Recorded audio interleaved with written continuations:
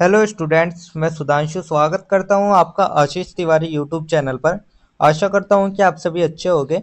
मैं इस चैनल के माध्यम से आप सभी के लिए लेकर आया हूं एक वीडियो लेक्चर सीरीज जो बेस आपके बीए ऑनर्स पॉलिटिकल साइंस और बीए प्रोग्राम के semester fifth modern Indian political thought आधुनिक भारतीय राजनीतिक चिंतन नाम की एक इम्पोर्टेंट किताब पर, जो कि आपका बीए ऑनर्स का डीएससी 14 का सब्जेक्ट है और जो आपका बीए प्रोग्राम है उसका ये डीएससी 10 मेजर पेपर का सब्जेक्ट है।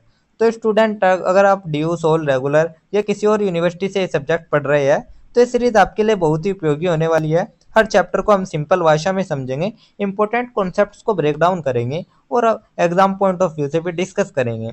तो स्टूडेंट, अगर आप ड्यू सोल रेगुलर एनसी वेब एंड अदर किसी के भी सब्जेक्ट को समझना चाहते हैं आसानी से, तो चैनल को सब्सक्राइब जरूर कर लीजिएगा, वीडियो को लाइक कर लीजिएगा और अपने दोस्तों के साथ शेयर करना ना भूलें। एंड सोल से रिलेटेड डेली अपडेट्स के लिए आप सभी हमारा व्हाट्सअप चैनल फॉलो कर लीजिएगा। तो चलिए शुरू करते हैं modern Indian political thought subject के सिलेबस से। तो सबसे पहले मैं इस सब्जेक्ट के सिलेबस बता देता हूँ आपको। तो जो हमारा ये modern Indian political thought subject है, इसमें हमारी टोटल 6th यूनिट रहने वाली है। तो जो हमारा ये सिलेबस रहने वाला है, ये हमारा 6th यूनिट में कंप्लीट होगा, जिसमें जो हमारी नंबर फर्स्ट यूनिट आएगी, जो हमारी फर्स्ट यूनिट आती है वो हमारी आती है आधुनिक भारतीय राजनीतिक चिंतन को समझना।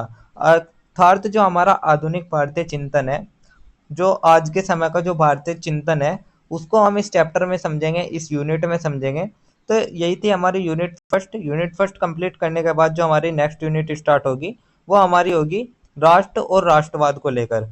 तो सेकंड यूनिट हमारी रहने वाली है राष्ट्र और राष्ट्रवाद को लेकर, जिसमें हम स्वामी विवेकानंद, रविंद्रनाथ टैगोर और गांधी, तो ये हमारे जो तीन विचारक हैं, स्वामी विवेकानंद जी, रविंद्रनाथ टैगोर जी और महात्मा गांधी जी, तो इन तीनों के बारे में हम सेकंड यूनिट में पढ़ेंगे। इसी के साथ जो हमारी सेकंड यूनिट है वो कंप्लीट हो जाएगी। देन हम हमारी नेक्स्ट यूनिट स्टार्ट करेंगे, यूनिट नंबर थर्ड, जो कि हमारी रहने वाली है राज्य और लोकतंत्र को लेकर, जिसमें हम जवाहरलाल नेहरू, दीनदयाल उपाध्याय, राम मनोहर लोहिया और भीमराव अंबेडकर जी के बारे में एक्सप्लेन करेंगे, जिन्होंने राज्य और लोकतंत्र के बारे में क्या जो इनकी विचारधारा है उन सभी को देखेंगे। जिसके साथ जो हमारी यूनिट नंबर थर्ड है वो हमारी कंप्लीट हो जाएगी। देन हम हमारी नेक्स्ट यूनिट स्टार्ट करेंगे, जो कि हमारी रहने वाली है अधिकार को लेकर। यूनिट नंबर फोर रहती है हमारे अधिकार को लेकर, जिसमें हम राम मोहन राय, ताराबाई शिंदे, तो ये जो दो विचारक है राम मोहन राय और ताराबाई शिंदे, इन दोनों के बारे में हम यूनिट नंबर फोर में डिस्कस करेंगे। इसके बाद जो हमारा नेक्स्ट यूनिट आएगी वो हमारी आएगी यूनिट नंबर फाइव, जिसमें हम स्वराज के बारे में बात करेंगे, जो कि हमारा गांधी जी का और बाल गंगाधर तिलक जी का जो एक अवधारणा है उसके बारे में हम बात करेंगे यूनिट नंबर फाइव में। यूनिट नंबर फाइव कंप्लीट करने के बाद देन हमारी जो नेक्स्ट यूनिट आती है वो हमारी आती है यूनिट नंबर सिक्स, जिसमें हम हिंदुत्व और हिंदुत्ववाद के बारे में डिस्कस करेंगे, जिसमें हम जो हमारे महान विचारक रहेंगे वे सावरकर रहेंगे, तो सावरकर के बारे में देखेंगे। तो यही थी हमारी सिक्स्थ यूनिट, जिसके साथ जो हमारा जो लास्ट टॉपिक है, जो लास्ट यूनिट है, एंड जो हमारा इस सब्जेक्ट का मॉडर्न इंडियन पॉलिटिकल थॉट का जो सब्जेक्ट है वो हमारा यहीं पे कंप्लीट हो जाएगा। तो मॉडर्न इंडियन पॉलिटिकल थॉट में हमारी टोटल 60 यूनिट थी। तो यही था इसका सिलेबस, यही इसको हम chapter wise unit wise complete करते चलेंगे, जिसके साथ ही जो हमारा ये सिलेबस है, ये कंप्लीट सिलेबस हमारा कंप्लीट हो जाएगा। तो चलिए अब हम शुरुआत कर लेते हैं हमारे यूनिट नंबर फर्स्ट के बारे में। तो मैं आपका स्वागत करता हूं बीए ऑनर्स पॉलिटिकल साइंस और बीए प्रोग्राम के फिफ्थ सेमेस्टर के modern Indian political thought subject की फर्स्ट यूनिट के इस वीडियो लेक्चर में। तो जो कि हमारी रहने वाली है यूनिट नंबर फर्स्ट, आधुनिक भारतीय राजनीतिक चिंतन को समझना। तो स्टूडेंट, आप कल्पना कीजिए अगर राजा राम मोहन ने सती प्रथा के खिलाफ आवाज न उठाई होती, अगर गांधी जी ने अहिंसा और सत्याग्रह का मार्ग न दिखाया होता, और अगर अंबेडकर ने संविधान की नींव न रखी होती, तो आज का भारत हमारा कैसा होता। तो स्टूडेंट, आज हम समझेंगे कि आधुनिक भारतीय राजनीतिक चिंतन क्या है, इसकी उत्पत्ति कैसे हुई है और इसकी खासियतें क्या है, और यह हमारे आज के लोकतांत्रिक भारत के लिए इतना महत्वपूर्ण क्यों है। तो इसी चैप्टर की हम शुरुआत जो कर लेते हैं वो हम सबसे पहले एक छोटी सी प्रस्तावना से कर लेते हैं। तो सबसे पहले हम एक छोटी सी प्रस्तावना देख लेते हैं। तो प्रस्तावना में हम देखेंगे, किसी भी समाज और राष्ट्र के विकास में राजनीतिक चिंतन की महत्वपूर्ण भूमिका होती है। तो जो राजनीतिक चिंतन है वो किसी भी समाज और राष्ट्र की दिशा तय करने वाली एक ताकत है। आधुनिक भारतीय राजनीतिक चिंतन केवल समस्याओं का विश्लेषण ही नहीं करता, बल्कि समाज और राष्ट्र को नई दिशा देने का कार्य भी करता है। तो जो भारत में यह चिंतन है, ये सिर्फ समस्याओं की चर्चा नहीं करता, बल्कि ये नए रास्ते और समाधान भी हमको देता है। जैसे राजा राम मोहन राय, बाल गंगाधर तिलक, विवेकानंद, महात्मा गांधी, अंबेडकर आदि विचारकों ने स्वतंत्रता, सामाजिक सुधार और राष्ट्रीय एकता के लिए चिंतन और आंदोलन किए। तो 19वीं सदी का आप भारत सोचिए एक बार, एक और अंग्रेजों की गुलामी थी, दूसरी ओर समाज में फैली कुरीतियां थी, जैसे कि सती प्रथा हो गई, बाल विवाह हो गई या जातिवाद हो गई। तो इसी समय जो राजा राम मोहन राय, बाल गंगाधर तिलक, स्वामी विवेकानंद, महात्मा गांधी और अंबेडकर जैसे जो महान विचारक थे, वे सामने आए। इस चिंतन ने भारत को एक मजबूत, समावेशी और आधुनिक राष्ट्र बनाने की नींव रखी। तो जैसे जो ये महान विचारक थे, इन महान विचारकों के चिंतन और आंदोलनों ने भारत को एक मजबूत, आधुनिक और समावेशी राष्ट्र बनाने की नींव रखी। तो यही थी हमारी एक छोटी सी प्रस्तावना। प्रस्तावना कंप्लीट होने के बाद जो हमारा नेक्स्ट टॉपिक आता है, वो हमारा आता है आधुनिक राजनीतिक चिंतन की उत्पत्ति। तो अब हम बात कर लेते हैं जो हमारा आधुनिक राजनीतिक चिंतन है, उसका विकास किस प्रकार से हुआ, उसकी उत्पत्ति किस तरीके से हुई। तो इसकी जड़ें प्राचीन भारतीय परंपरा और पश्चिमी आधुनिक विचारधारा दोनों में है। तो आधुनिक भारतीय राजनीतिक चिंतन की जड़ें दो जगह दिखाई देती है। एक तो हमारी आधुनिक भारतीय प्राचीन भारतीय परंपरा और दूसरी हमारा पश्चिमी विचारधारा।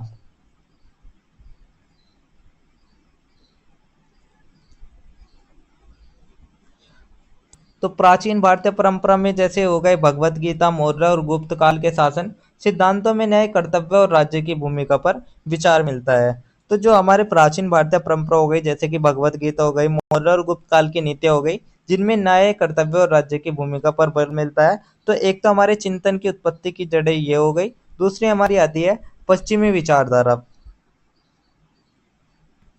जैसे कि जो कि अंग्रेजों के आने से आधुनिक शिक्षा, विज्ञान और नई राजनीतिक सोच आ गई थी। तो ये भी हमारे राजनीतिक चिंतन की दूसरी जड़ें मानी जाती है। इसके बाद तो ये तो हमारा था आधुनिक राजनीतिक चिंतन की उत्पत्ति। तो इसकी उत्पत्ति की जो मुख्य रूप से हुई, वो चार बड़े कारणों से हुई। तो आधुनिक युग में इसकी उत्पत्ति मुख्य रूप से औपनिवेशिक शासन, ब्रिटिश शासक भारत आए तो नई चुनौती आई। तो जो ब्रिटिश शासन था, उसने अंग्रेजी राज ने चुनौतियां दी। सेकंड आया स्वतंत्रता आंदोलन, ब्रिटिश शासन से मुक्ति की मांग, अर्थात जो आज़ादी की मांग थी स्वतंत्रता आंदोलन में। थर्ड आया सामाजिक सुधार आंदोलन, सती प्रथा, बाल विवाह, जातिवाद के विरुद्ध संघर्ष। तो सामाजिक सुधार आंदोलन में सती विवाह, बाल विवाह, जातिवाद जैसी बुराइयों के खिलाफ संघर्ष किया गया। फोर्थ आया पश्चिमी शिक्षा और आधुनिक विज्ञान का प्रसार, जिसमें कि नए विचार और लोकतंत्र की समझ के बारे में हमें पता चला। तो इसने भारत को सामाजिक न्याय, समानता, स्वतंत्रता और राष्ट्रवाद की ओर अग्रसर किया। तो स्टूडेंट, जब राजा राममोहन राय ने पश्चिमी शिक्षा को अपनाने की बात की थी, तो कई लोग उसके विरोध में थे। लेकिन वही शिक्षा थी, वही आगे चल के भारतीय युवाओं को स्वतंत्रता और लोकतंत्र के लिए तैयार करने वाली बनी। तो यही था हमारा जो आधुनिक राजनीतिक चिंतन है, उसकी उत्पत्ति किस तरीके से हुई, वो हमने देख ली। तो ये था हमारा आधुनिक राजनीतिक चिंतन की उत्पत्ति। इसके बाद जो हमारा नेक्स्ट टॉपिक आता है, वो हमारा आता है आधुनिक राजनीतिक चिंतन की विशेषताएं। तो जो हमारा आधुनिक राजनीतिक चिंतन है, इसके हमारे कुछ विशेषताएं भी है, जिस कारण से ये हमारा महत्वपूर्ण माना जाता है। तो आधुनिक चिंतन की कुछ खास बातें हैं, जैसे कि व्यावहारिकता, अंग्रेजों के खिलाफ स्वतंत्रता और सामाजिक सुधार के लिए आंदोलन। तो ये सिर्फ किताबों में नहीं बल्कि आंदोलनों में भी था, जैसे कि गांधी का सत्याग्रह हो गया, तिलक का स्वराज आंदोलन हो गया। सेकंड जो आता है, वो हमारी जो सेकंड विशेषता आती है, वो आती है पश्चिमी और प्राचीन विचारों का मिश्रण, भारतीय संस्कृति प्लस पश्चिमी उदारवाद और लोकतंत्र। तो जो हमारी भारतीय संस्कृति हो गई और पश्चिमी लोकतंत्र हो गया, ये भी इसकी एक विशेषता मानी जाती है। सेकंड थर्ड आता है विविधता, जिसमें भारत की बहुसांस्कृतिक और बहुधार्मिक समाज का प्रतिनिधित्व। तो भारत की बहुसांस्कृतिक और बहुधार्मिक पहचान, विविधता का प्रतिनिधित्व, ये भी हमारी एक विशेषता आती है। फोर्थ आती है अंतर्राष्ट्रीय प्रभाव, फ्रांसीसी, अमेरिकी और रूसी क्रांतियों से प्रेरणा। फिफ्थ आती है उदारवाद और सुधारवाद, जैसे राममोहन राय, गोपाल कृष्ण गोखले। सिक्स्थ जो विशेषता आती है, वो आती है राष्ट्रवाद, स्वराज, स्वदेशी और स्वतंत्रता आंदोलन का आधार। साथ ही जो सातवीं और हमारी विशेषता आती है, वो हमारी आती है सामाजिक और आर्थिक सुधार, जैसे कि जाति विरोध, स्त्री शिक्षा, श्रमिक अधिकार। इसके बाद जो नेक्स्ट आती है, वो आती है 8 नंबर आत्मनिर्भरता, स्वदेशी वस्तुओं का प्रयोग, आर्थिक स्वतंत्रता। नाइन्थ आती है हमारी अधिकारों और संविधानों पर जोर, समानता, न्याय और स्वतंत्रता की मांग। टेंथ आती है राष्ट्रीय एकता और संघवाद, विविधताओं के बावजूद एकता बनाए रखना। 11th आती है महिला अधिकार, और शिक्षा पर बल, ताराबाई शिंदे, सावित्रीबाई फुले जैसे सुधारक महिलाएं। तो यही सभी जो मैंने अभी आपको बताई, यही हमारे ये जो सब थी, ये हमारे आधुनिक भारतीय चिंतन की विशेषताएं थी। तो स्टूडेंट आप सोचिए, अगर गांधी जी ने खादी का आंदोलन शुरू नहीं किया होता तो आज मेक इन इंडिया जैसी जो सोच है उसकी नींव शायद कभी ना पड़ती। तो यही थी हमारे आधुनिक राजनीतिक चिंतन की विशेषताएं। इसके बाद जो हमारा नेक्स्ट टॉपिक आता है वो हमारा आता है प्रमुख विचारक और उनकी भूमिका। तो अब हम प्रमुख विचारक और उनकी भूमिका के बारे में बात कर लेते हैं, जिसमें जो हमारे सबसे पहले विचारक आते हैं वे आते हैं राजा राम मोहन राय, जिन्होंने सती प्रथा का विरोध, महिला अधिकार, शिक्षा सुधार आंदोलन आदि चलाए। तो जैसे कि आप देख सकते हैं ये हमारे राजा राम मोहन राय जी है। सेकंड आते हैं हमारे बाल गंगाधर तिलक, जिन्होंने स्वराज मेरा जन्मसिद्ध अधिकार है, जनता को स्वतंत्रता के लिए जगाया।